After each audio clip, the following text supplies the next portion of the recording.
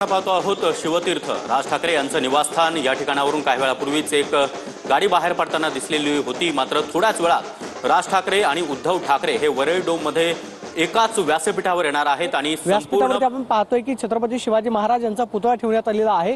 तर दुसऱ्या बाजूला डॉक्टर बाबासाहेब आंबेडकर, क्रांतिज्योती सावित्रीबाई फुले, प्रबोधनकार ठाकरे आणि बाळासाहेब ठाकरे यांचे फोटो जे आहेत ते स्टेजवरती ठेवण्यात आलेले आहेत। आपण पाहतोय की सुरुवातीला ज्यावेळेस या ठिकाणी राज ठाकरे आणि उद्धव ठाकरे यांचं आगमन होईल त्यावेळेस आल्यानंतर छत्रपती शिवाजी महाराजांनी या सगळ्या फोटोंना ते अभिवादन करतील आणि त्यानंतर स्टेजवरती राज ठाकरे आणि उद्धव ठाकरे यांच्या खरं तर भाषणाकडे सगळ्यांचं लक्ष असणार आहे। आपण पाहतोय की या व्यासपीठावरती आपल्याला महाराष्ट्राचा नकाशा स्टेजवरती आपण पाहतोय की भगव्य अक्षरानं या ठिकाणी लावण्यात आलेला आपल्याला पाहायला मिळतो आणि आवाज मराठीचा अशा पद्धतीचा आशय जो आहे तो या ठिकाणी व्यासपीठावरती लावण्यात आलेला आहे।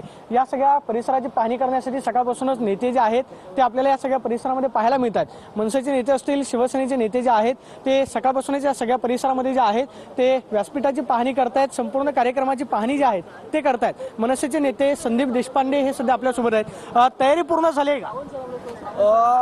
ऑलमोस्ट पूर्ण झालेली आहे तयारी। आता अंतिम स्वरूप बाकी आहे आणि आता उत्सुकता आहे ती विजयी मेळाव्याची। आजच्या मेळाव्यामधून महाराष्ट्रामध्ये मराठीचा आवाज बुलंद होईल का? निश्चितपणे मला असं वाटतं महाराष्ट्रासाठी हा ऐतिहासिक दिवस आहे। मराठी माणसाच्या एकजुटीचा विजयोत्सव आहे आणि नुसते इथे बसलेले किंवा इथे आलेले नाही तर महाराष्ट्राभर मराठी माणूस हा विजयोत्सव साजरा करतो। देवेंद्र फडणवीस असं म्हणाले की मराठी भाषेचा आग्रह धरणं इथपर्यंत योग्य आहे, मात्र मारहाण करणं ही मात्र गुंडशाही आहे, ते आम्ही खपवून घेणार नाही। मनसेकडून जो व्यापाऱ्यांना चोप देण्यात आला किंवा मराठी बोलली नाही म्हणून मारहाण करण्यात आली त्याला देवेंद्र वाटतं हे आपण चुकीचं नॅरेटिव्ह पसरवण्याचा प्रयत्न भारतीय जनता पक्षाकडनं होतोय।